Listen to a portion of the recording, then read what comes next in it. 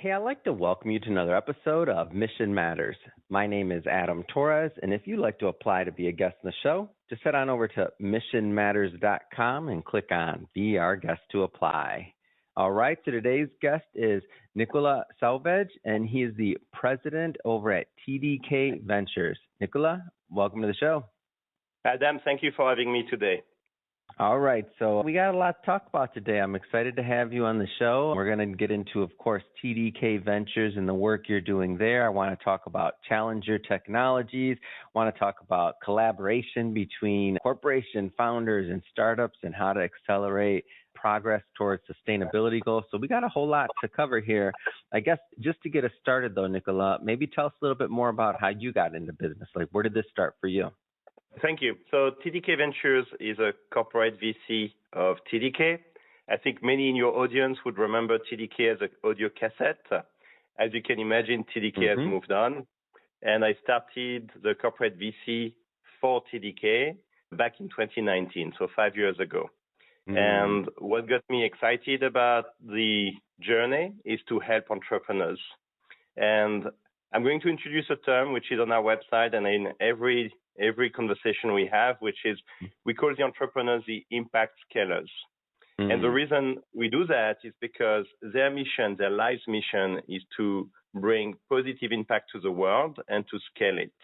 And we see it as our mission to help them scale and to bring even more impact more quickly with less risk. So sometimes I talk about VC or corporate VCs. If it's done well, we are the impact scalers behind the impact scalers, or impact scaler squared. Could you talk a little bit more about that concept of corporate VCs for those in the audience that maybe aren't familiar with that term or just haven't quite gone that route? Like, can you talk a little bit more about that, just the concept?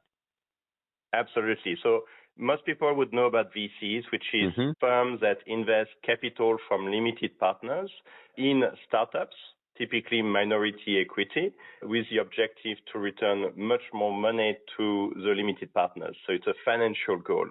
A corporate VC, in addition to a financial goal, most times, is to also bring strategic value to the mothership. And the mothership is typically one company, but it could be multiple, but typically one company, and to help the corporations maybe with an ecosystem goal, which is to work with more partners or potential customers, or strategic in terms of exploration, which is about where should the mothership, the firm behind, decide where to go and where not to go. And if you think about strategy, it's really simple. It's about deciding what not to do and where to allocate your resources. And some firms decide to go into a new place with a big gambit. It's like a big acquisition. And then they discover maybe it was not the best place to put your resources. A corporate VC is a bit like this tiny helicopter that flies between peaks in a cloudy day and can identify which peak is really good and welcoming and the corporation should consider going there, and which ones are hostile and very tough and definitively not the place for the corporation. How can this collaboration work at times? And obviously it's going to be different between companies, acquisitions, different things. Of course, there's a ton of different setups, but like, how can that collaboration work between the corporate entity and the founders and just the whole structure? Like, how can that work? Actually, the key word is collaboration. So I'm glad you asked this question. It really is designed for the strategic goal, of course, of the corporations to know where to go and where not to go. And if you want to achieve that goal, even from a selfish point of view, you want to build intimacy with the people building the future that you want to discover. And the entrepreneurs are those who are building the future. So if you find a way to collaborate with these entrepreneurs who are building the future, you're more likely to learn about what that future looks like and whether you want to participate in it. And at TDK Ventures, we actually have a term which we call equal win. And that's important because in the world of entrepreneurs and startups, sometimes it could feel like David and Goliath. And when people say win-win, typically it could look like a very small win for the startup and a very big win for the corporation. And it's kind of short-sighted because you end up with a situation where 2 years down the line, whoever got a small win may move on, and whoever thought they had a big win has nothing. And so we spend a lot of time at TDK Ventures to really focus on engagement that looks like, and we believe will be, equal win, where both parties really get value. And in reality, these equal win engagements are the ones sustainable over time.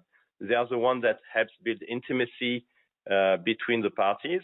But more importantly, back to your question, that's how collaboration really starts to be very fruitful. Yeah, that's interesting, and I feel like it's definitely a new slant, like that concept of trying to create true win-wins. And it seems like, and correct me if I'm wrong, but like with that type of even design, like the aim and the goal is for a longer-term partnerships and longer-term wins, like so that you can maybe have more impact long-term, not just in the companies and what you're doing, but maybe even the technologies that are being developed, right? Absolutely, and this is one where I'm very blessed that TDK, our mothership, one of the core values is contribution to society. And it's a firm that's nearly 90 years old. And one of our core values, so we have 4 core values at TDK Ventures, is also contribution to society. And contribution to society doesn't happen very quickly. It's something that needs to be sustained over time, that needs high level of collaboration with a full ecosystem. And if I look at TDK Ventures, we've invested in 37 startups, so 37 portfolio companies, and they range from potential customers of TDK, potential partners of TDK, potential suppliers to TDK. So you can see this is really the full range of ecosystem. Yeah. What stage are you investing? Is this early stage or like what stage? We really like to invest very early. So we've done formation of company recently. We do seed, Series A. So if I look at seed and Series A, that's the majority of our investments. And once you include Series B, we have like more than 90% of our investments. And the reason is simple is for TDK Ventures, our mission is a mission of exploration. We want to discover the future, which is basically new market, new application, new use case, new business model where TDK is not yet in. But TDK has already announced in their annual reports, this is one of these mega trends they want to engage. And so our ability to work with entrepreneurs very early stage when they are just defining what the future could look like. Wow. I heard yesterday a really good terminology, which I think your audience will really like. We are not in the business of forecasting. We're in the business of backcasting, which means that we're trying to define what we think the future will look like, what the ideal future would look like. And we are trying to go backwards from that and identify the entrepreneurs building that future versus trying to guess what the future could look like. That's amazing. That sounds, I'll tell you, Nicolas, it sounds kind of fun, like what you're doing. It sounds fun, like going after these technologies, working with early stage, like trying to envision what's next and trying to create that ecosystem to continue to help the mothership, right? TDK overall, like sounds fun. It's amazingly rewarding. Yeah. You keep learning every day, but it's also extremely hard work and it requires a lot of discipline. And it makes the job really satisfying because it's actually really, really hard to look at so many startups, so many entrepreneurs. And the reality of the job is a lot of times you have to say no to amazing projects. Of course. So we have looked at more than 7,000 startups to date. We only invested in 37. So you can see that many, many times there are projects, and actually we don't call them deals, which I think is something very specific. We don't call them deals because that feels transactional. We call them projects because they are the entrepreneur's project, life's project. And sometimes we see projects we really, really love. We love what they are doing, and we just don't invest because it doesn't meet all our investment criteria. Now, what is nice about TDK Ventures and some other corporate VCs is sometimes even if we don't invest, we still introduce this startup and these entrepreneurs to the TDK teams because there might actually be still collaboration even when we do not invest. Oh, that makes a lot of sense, especially to bring them in the ecosystem or otherwise, because who knows, especially if you're looking for new things that they can supply, right? So either way, or that you can consume to add value. So yeah, that's great. So you're really also, we haven't really used this word much. We've used the word collaboration, but it sounds to me also like relationships is an important part of this, right? Absolutely. So in TDK Ventures, we have, of course, the investment team, but we also have a platform team composed of the engagement team and scaling team. And the engagement team is all about bringing value to entrepreneurs, whether we invested in them or not, from TDK and the TDK group companies. And even inside the engagement team, we have actually two separate teams. They wake up in the morning with very different goals.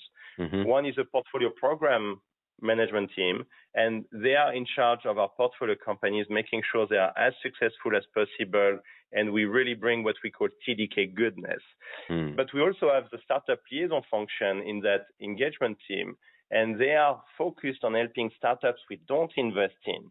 And that way, we don't have this kind of resources conflict between those who invested and those who did not invest. We have two teams that are very focused to bring maximum values to the entrepreneurs. And then the scaling team is actually an interesting concept, which is all about bringing value to our portfolio companies, which is not related to TDK. So, for example, it could be about non-dilutive financing. It could be about HR, human resources blueprint. It could be helping them with recruitment or marketing. Because like I mentioned earlier, most of our investments are very, very early startups. We invested, for example, in two-time part-time professors. We invested in a company in Boston where it was 10 PhDs. They've never done marketing, but it doesn't take a long time to explain to them with our marketing principle, this is when you should go out of stealth mode. That's how you should write a press release. That's how you could negotiate with a peer firm to get the right value.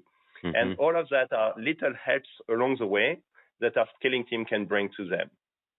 Yeah, that makes total sense. And let's go take that from maybe a little bit deeper. You mentioned the types of individuals that you're investing in. So we talked just a little bit about the concept of the technologies. What do you look for in a founder or founders that makes you want to lean in and consider it more? Like, what are you looking for in a partner there? We look for people who have a superpower, something they are exceptional at that others are not. And that typically comes with insights into the future. Again, this concept of backcasting versus forecasting. They have a strong conviction of what the future looks like, and they can see what's missing today in the world to make that future possible. And that superpower could come from first principle thinking. It could come from a long experience in a given industry. It could come from a network effect that they have. But that superpower is what makes us believe that they can succeed where others would never be able to. Yeah. Let's talk about the investor side of things. Like, what benefits or what do you see from the investor side of things in these projects? So, well, first, it's extremely rewarding to work with entrepreneurs that want to contribute to society, to a greener planet. And so for us, we keep learning. And if you think about a VC or corporate VC, we end up meeting so many entrepreneurs who are building the future. And that makes us very quickly very knowledgeable about what the future could look like. So I would say that the biggest benefit, at least for a corporate VC, is to learn about a space that is maybe not even a market or a tiny market, and we get a sense of what type of technology, what type of business model, what type of approaches is more likely to work than not. And then back to the superpower, but this time from the corporate VC point of view, we look at what our superpower coming from TDK could bring value to our portfolio companies. And when we manage to create this superpower to our portfolio companies or even to other startups, it feels like magic. It feels like we have finally enabled that equal win, which helps these entrepreneurs that we care deeply about to be even more successful more quickly. Yeah. And you have a super unique vantage point, like just even what you're out there trying to do day in and day out, and then, whittling down or going from, over 7,000 companies down to 30 something, as you mentioned, that actually got investment. So I'm curious, sitting from your desk, what trends are you seeing in technology or otherwise that what gets you excited? What gets you out of bed in the morning, excited to go see what the future is going to be like?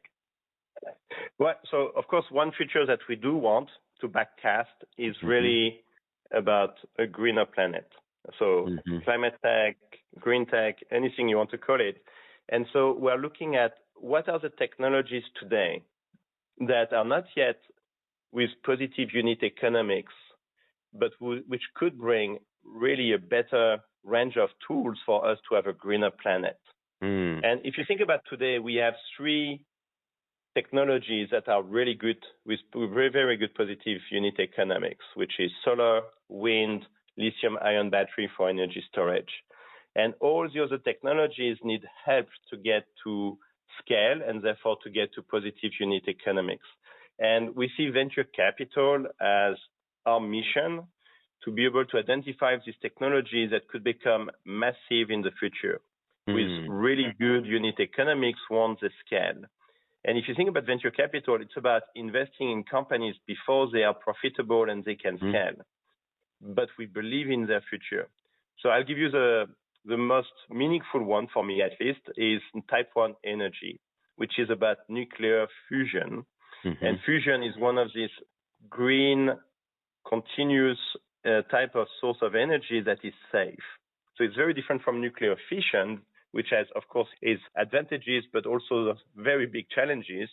Nuclear fusion, on the other hand, is extremely complex technology. It will take some time to get it right. But once we get it right, people will look back saying, why did we not do nuclear fusion faster?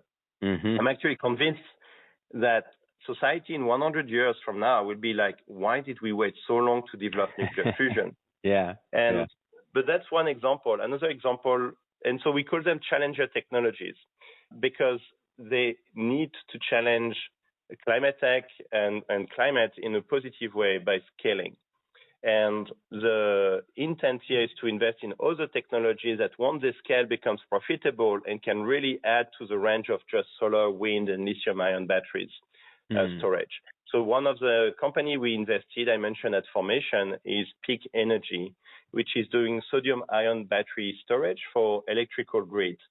And in this case, it's even more meaningful because it requires fewer materials which have potential supply chain issues in the future, especially as geopolitics become more and more complicated.